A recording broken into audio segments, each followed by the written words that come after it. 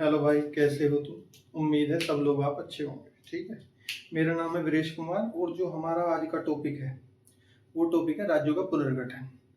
राज्यों का पुनर्गठन डायरेक्ट पढ़ाने से पहले मैं आपको जो पढ़ाना चाहूँगा, राज्य के पुनर्गठन के पहले की कुछ चीज़ें पढ़ाना चाहूँगा जो रियासतों से संबंधित होगी। मैं आपको इसमें ये बताना चाहूँगा कि राज्यों के पुनर्गठन की मांग क्यों उठी, राज्य के पुनर्गठन के लिए सरकार ने कौन कौन सी कमेटी बनाई, उनकी क्या रिपोर्ट रही, और फिर जो हम दूसरी क्लास होगी इसकी कल होगी जो, उसमें पढ़ेंगे किस किस राज्य का गठन कब हुआ। ठीक है, तो चलो शुरू करते हैं।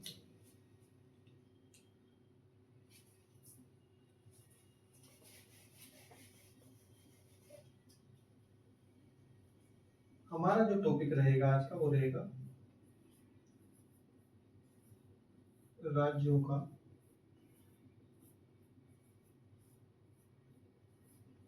पुनर्गठन। ठीक। राज्य के पुनर्गठन में हम सबसे पहले चलते हैं आप ब्रिटिश काल में, जब हमारे देश में आंदोलन हो गए थे। तो जब हम ब्रिटिश काल में चलेंगे,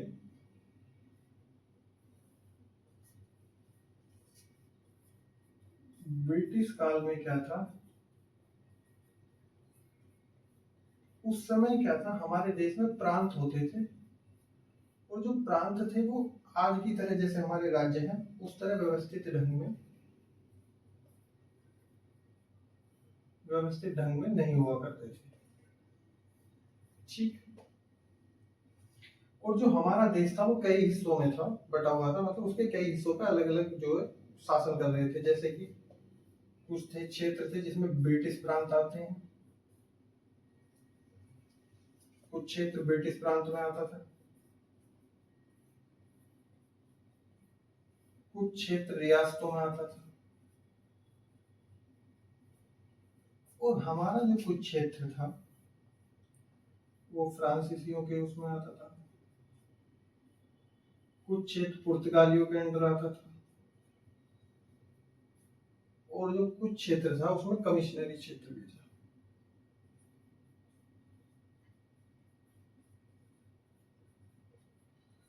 हमें जो पढ़ना है वो पढ़ना है रियासतों के बारे में, क्योंकि ये राज्यों के पुनर्गठन से संबंधित जितनी भी चीजें हैं, जितने भी आयोग हैं, क्योंकि राज्य के पुनर्गठन के लिए हमारे देश में मांग क्यों बढ़ी और क्या ऐसी जरूरत पड़ी हमारी संविधान सभा को उसे राज्यों के पुनर्गठन के बारे में बताना पड़ा।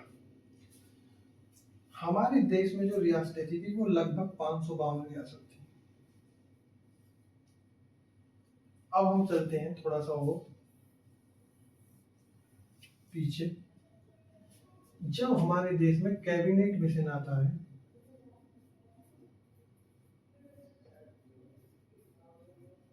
और ये क्या काम करता है, संविधान सभा का निर्माण कर देता है,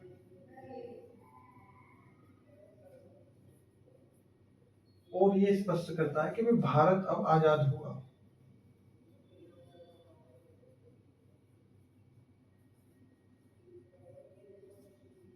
आजाद होगा भारत, अब आजाद होगा। और जो रियासतें हैं वो रियासतें स्वतंत्र रहेंगी,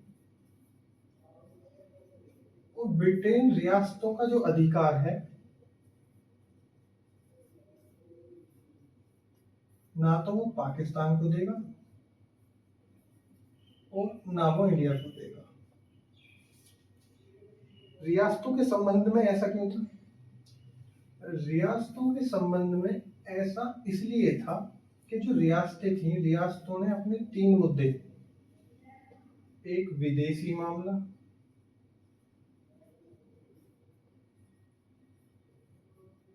दूसरा संचार का, और तीसरा रक्षा का, वो ब्रिटेन को दे रखा था। तो रियासतों को स्वतंत्रता की बात जो थी वो ब्रिटेन ने इसलिए रखी थी क्योंकि ये तीनों मुद्दे ब्रिटेन के पास थे और ब्रिटेन इन अधिकारों को मतलब भारत या पाकिस्तान को देना नहीं चाहता था। ठीक, आप लोग लिखना चाहो तो लिख लो कुछ।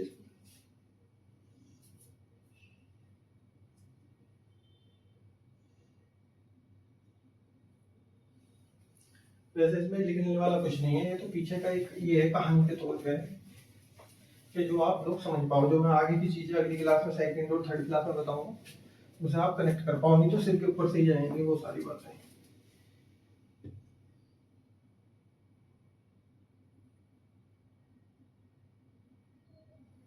अब क्या था, रियासतों की स्वतंत्रता की जो बात थी कि भी रियासत स्वतंत्र रहेंगी,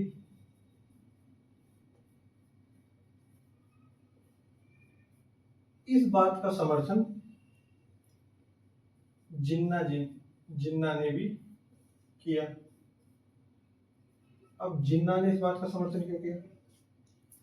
क्योंकि जिन्ना को पता था कि अगर रियासत भारत में मिल जाएंगी तो भारत मजबूत हो जाएगा। क्या हो जाएगा? भारत मजबूत हो जाएगा। और दूसरी चीज क्या थी जो जिन्ना के मन में चल रहा था? जिन्ना के मन में ये चल रहा था कि अगर रियासत अलग थलग रहेंगी तो उसकी संभावना होगी कि वो भारत पाकिस्तान में, मतलब भविष्य में पाकिस्तान में मिल जाए। क्या भविष्य में पाकिस्तान में मिल जाए? लेकिन रियासतों के स्वतंत्र होने पर भी एक परेशानी थी।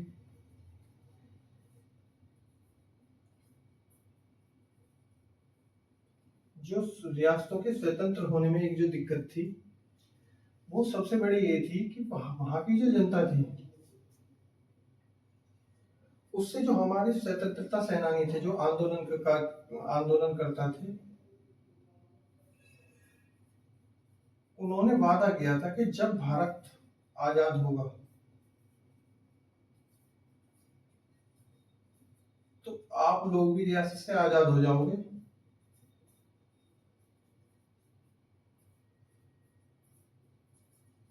क्योंकि स्वतंत्रता सेनानियों का मानना था कि चाहे राजा हो या अंग्रेज, दोनों की नीति शोषणकारी नीति है।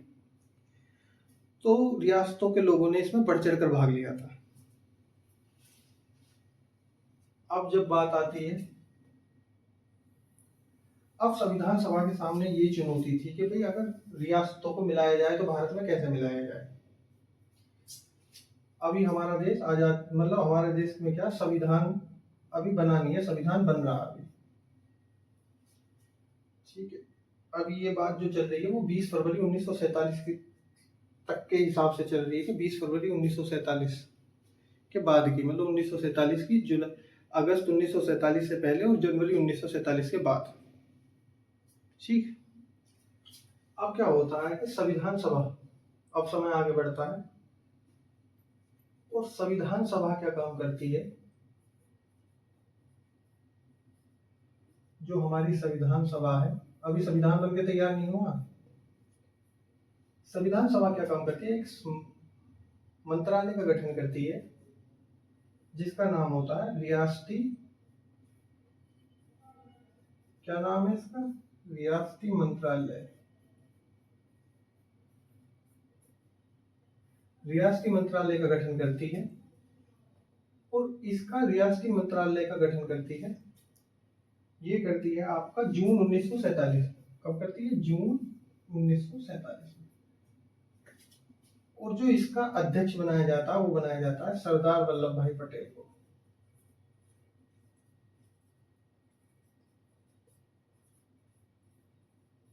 किसको बनाया जाता है? सरदार वल्लभ भाई पटेल को। और जो रियासती मंत्रालय है इसका जो सचिव बनाया जाता है, जो बीपी मेनन साहब है, उनको।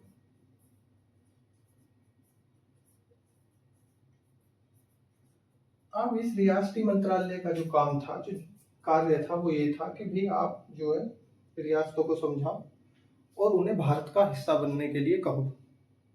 कैसे भी करके आप मतलब रियासतों से बात करो कि वो भारत का हिस्सा बन जाए। तो इसका काम ये था, ठीक है। आप लिखना चाहो कुछ लिख लो, मैं साइड हो जाता हूँ।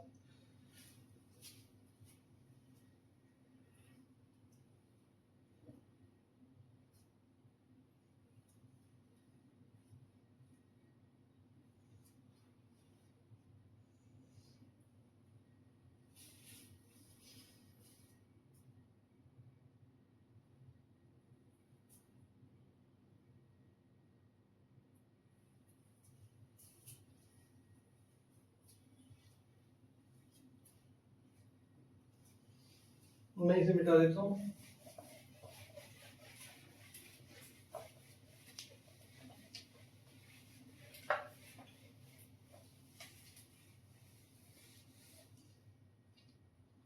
अब जो ये रियासती, आप क्या काम करते हैं कि सरदार वल्लभ भाई पटेल, जो सरदार वल्लभ भाई पटेल क्या काम करते हैं,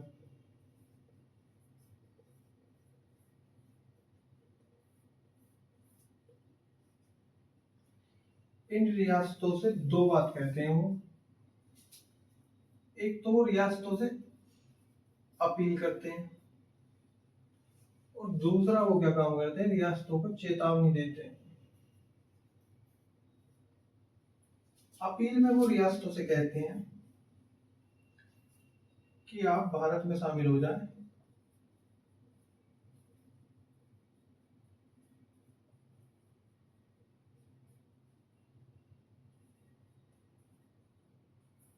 कि आप भारत में शामिल हो जाएं और जो मुद्दे आपने ब्रिटेन को दिए हैं, मतलब रक्षा के, विदेश के और संचार के जो भी मामले, वो हमको दे दें।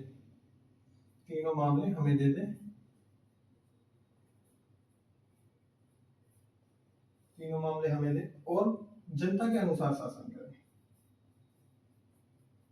अब ये सरदार वल्लभ भाई पटेल रियासतों से कह रहे हैं जनता के अनुसार शासन करें।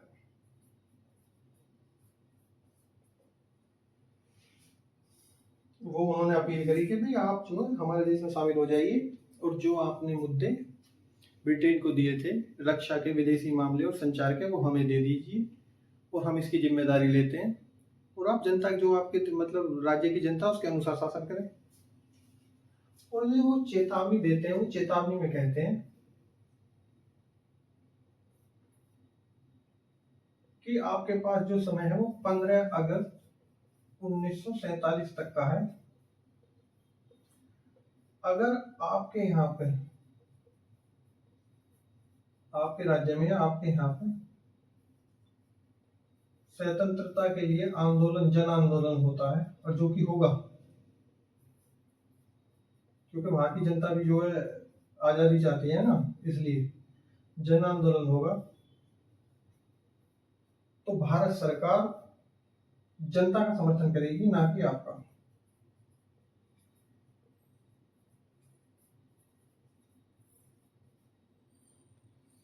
कि भारत सरकार जनता का समर्थन करेगी। अब इतनी बात सुनकर जो राजा थे उनके दिमाग में ये बात आ गई, वो समझ गए कि भी सरदार वल्लभ भाई पटेल क्या कहना चाहते हैं। तो क्या होता है कि 549 रियासत, 552 रियासत थी, तो उसमें से 549 रियासतें सहमत हो जाती हैं, सहमत हो जाती हैं। लेकिन क्या होता है, 3 रियासत सहमत नहीं होती। उनके बारे में मैं आगे बताऊंगा आपको, क्योंकि टॉपिक लंबा हो जाएगा, ठीक है ना। 3 रियासतें अब भी सहमत नहीं होती। वो कहती हैं नहीं जी, हम स्वतंत्र ही रहेंगे, ना तो हम भारत के साथ जाएंगे और ना पाकिस्तान के। लिख लो अगर तुम्हें कुछ लिखना हो तो।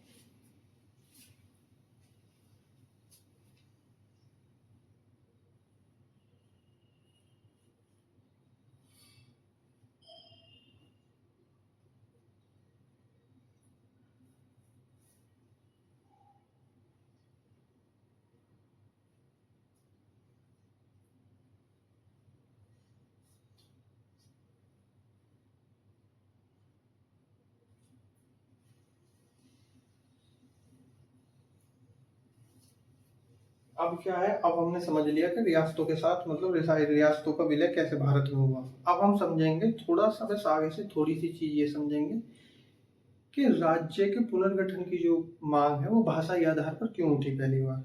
ठीक है, हम इसे अब इसके बाद ही थोड़ा सा उसके बारे में भी जानेंगे। ठीक है, अब मैं इसे मिटा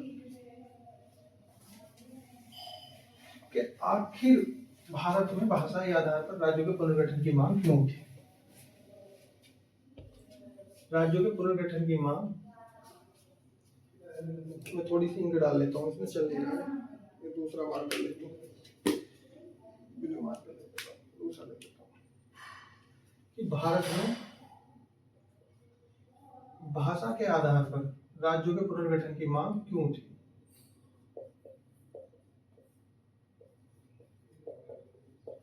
के आधार पर मांग क्यों उठी?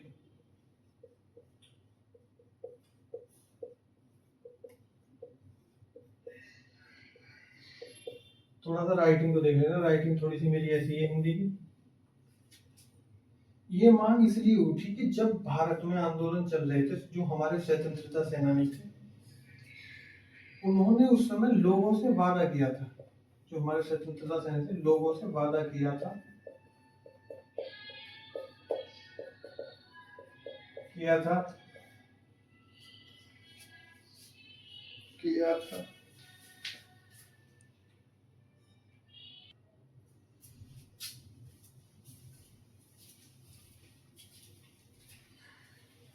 भाषा के आधार पर जो मांग उठी थी, वो इसलिए उठी थी कि जब हमारे देश में स्वतंत्रता सेनानी आंदोलन कर रहे थे, तो उन्होंने लोगों से वादा किया था कि, इससे दिख नहीं रहा होगा आपको, ब्लैक वाले माइक का मार कर, लोगों से वादा किया कि जब भारत आजाद होगा, जब हमारा देश क्या होगा, आजाद होगा, और आजाद होने के बाद जो प्रांत बनेंगे, क्या होगा, जो प्रांत बनेंगे, जो राज्य बनेंगे, वो लोगों की भाषा और संस्कृति को ध्यान में रखकर बनेंगे, संस्कृति को ध्यान में रखकर बनेंगे।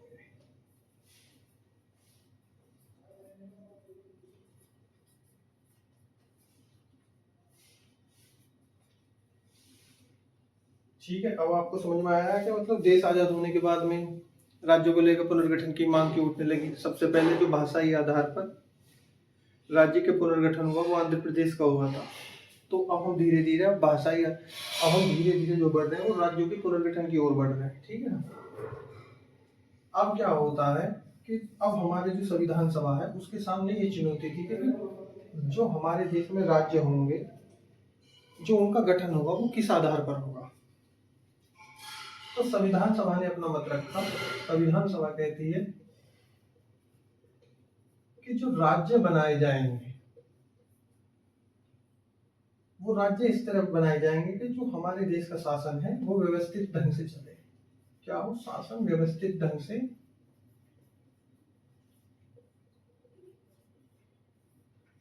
से चले। अब क्या होता है कि धीरे धीरे समय आगे बढ़ा, और समय आता है जून 1948 का।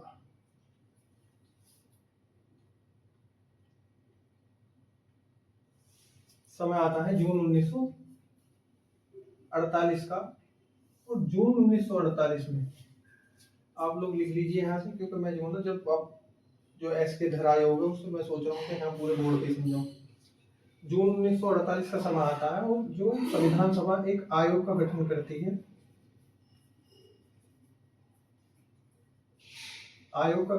है, उसका नाम है एस के धर आयोग।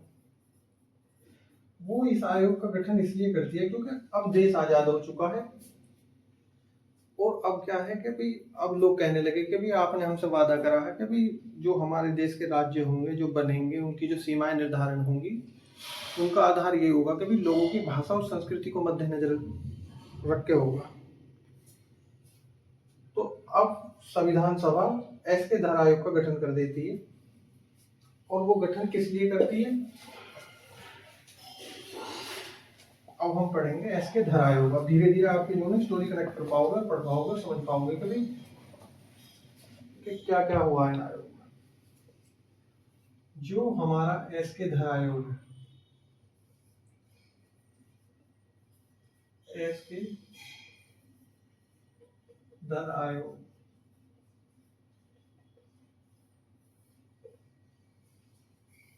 एस के धर आयोग जो है, मैं तो थोड़ी सी डाल देता हूँ, मार करो 1 मिनट के लिए।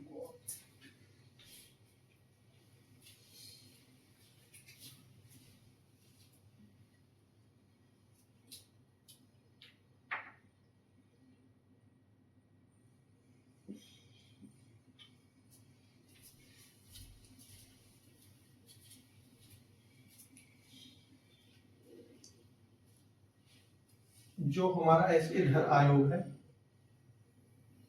एसके धर आयोग का जो गठन है वो कब होता है? वो होता है जून 1948। और इसका क्या काम था? इसका काम था ये चीज का पता लगाना कि जो भाषा के आधार पर राज्यों की मांग हो रही है, मांग जो है वो कितनी ठीक है, क्या हम ऐसा कर सकते हैं? इस रिपोर्ट की जांच करना, ठीक है। ये आयोग इसके बारे में मतलब जांच करता है और अपनी रिपोर्ट जो है वो संविधान सभा के सामने दिसंबर, और अंतरिम सरकार भी बराबर काम कर रही है, दिसंबर 1948 को पेश करता है। अभी हमारा संविधान पूरी तरह बना नहीं है, 26 नवंबर 1949 को बनता है, ठीक है। पेश करती है और अपनी रिपोर्ट में ये क्या कहती है? ये अपनी रिपोर्ट में क्या कहती है? ये अपनी रिपोर्ट में कहती है कि भाई भाषा के आधार पर राज्यों का पुनर्गठन नहीं हो सकता। क्या नहीं हो सकता? भाषा के आधार पर तो राज्यों का पुनर्गठन नहीं हो सकता। जो राज्यों का पुनर्गठन जो हमें करना चाहिए वो भाषा के आधार पर ना करके प्रशासनिक आधार पर करना चाहिए। किस आधार पर? प्रशासनिक आधार पर करना चाहिए। अब ये ऐसा क्यों कहती है कि भी भाषा के आधार पर नहीं करना चाहिए? स्वतंत्रता सेनानियों ने तो जनता से वादा किया था कि भी आपकी भाषा और संस्कृति को ध्यान में रखा जाएगा, लेकिन ये मना कर देती है, भी एसके धर आयोग मना कर देता है कि भी भाषा के आधार पर तो संभव नहीं है कि राज्यों का पुनर्गठन हो, हाँ लेकिन प्रशासनिक आधार पर हो सकता है। ये अपनी रिपोर्ट में कहती है, जो आधार बताती है कि भी अब जो मौजूदा समय चल रहा है, इस समय में हमारे देश में क्या है? गरीबी बहुत है, दूसरा भुखमरी भी है, तीसरा बेरोजगारी है, और काफी लोगों की मृत्यु हो चुकी है हमारे देश में, क्योंकि अभी हम बंटवारे से मतलब उभरे नहीं है पूरी तरह से, बंटवारे के सदमे से काफी लोगों की मृत्यु हो चुकी है। तो ये भाषा के आधार पर राज्य के पुनर्गठन की मांग को बर्खास्त कर देती है कि भी नहीं हो सकता, भाषा के आधार पर राज्यों का पुनर्गठन संभव नहीं है। अब जैसे ही इसकी रिपोर्ट आती है तो लोग क्या, जनता भड़क उठती है। क्या होता है कि जनता भड़क जाती है, भड़क जाती है। जब जनता भड़क जाती है तो सरकार क्या करती है? आपको लिखना हो तो कुछ लिख लो, तो थोड़ा साइड हो जाता है।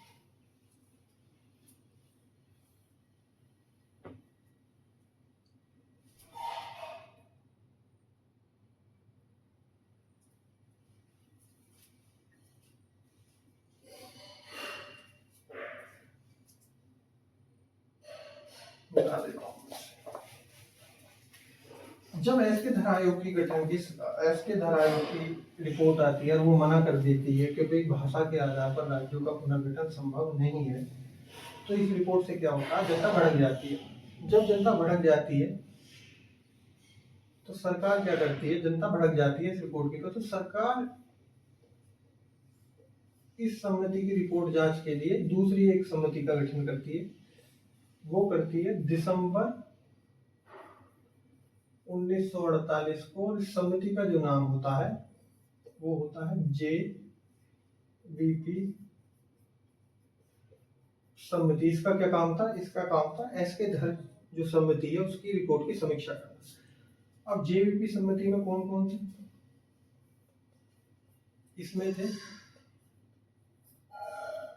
जवाहरलाल नेहरू साहब, सरदार वल्लभ भाई पटेल,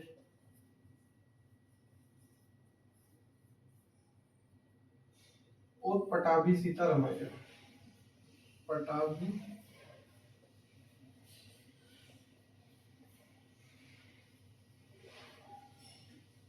ये 3 लोग थे इसमें JVP समिति में। अब क्या होता है कि ये समिति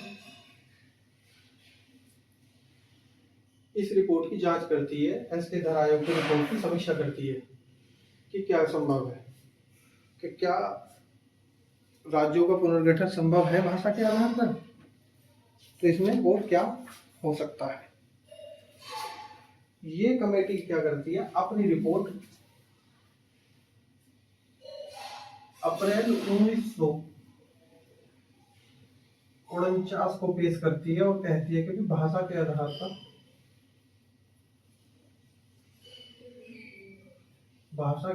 पर राज्यों का गठन संभव नहीं है। प्रशासनिक आधार पर ही राज्यों का पुनर्गठन करना चाहिए।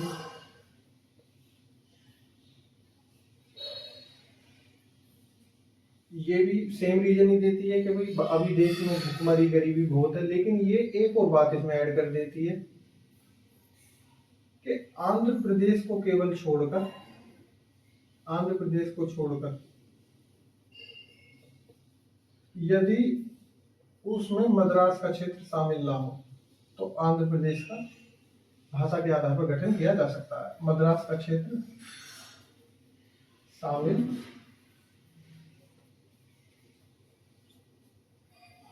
ना हो तो आंध्र प्रदेश का भाषा के आधार पर गठन किया जा सकता है। अब क्या करेंगे, हम कल इससे आगे का पढ़ेंगे और फिर आप जो है ना स्टेप बाय स्टेप कब कनेक्ट कर पाओगे, किस राज्य का गठन कब हुआ, क्यों हुआ। अब देखो पता पड़ गई ना आपको कि क्यों आंध्र प्रदेश का ही गठन पहले क्यों हुआ। अब मैं आपको बताऊंगा कि इस समिति ने इस रिपोर्ट में ऐसा क्यों कहा कि भाई आंध्र प्रदेश को छोड़कर आंध्र प्रदेश का ही गठन मतलब भाषा के आधार पर किया जा सकता है यदि उसमें मद्रास का क्षेत्र शामिल ना हो, और ऐसा क्यों किया जा सकता है ये मैं आपको कल बताऊंगा। ठीक है, अगर आपको वीडियो अच्छी लगी है तो वीडियो को लाइक शेयर सब्सक्राइब जरूर करिएगा। धन्यवाद।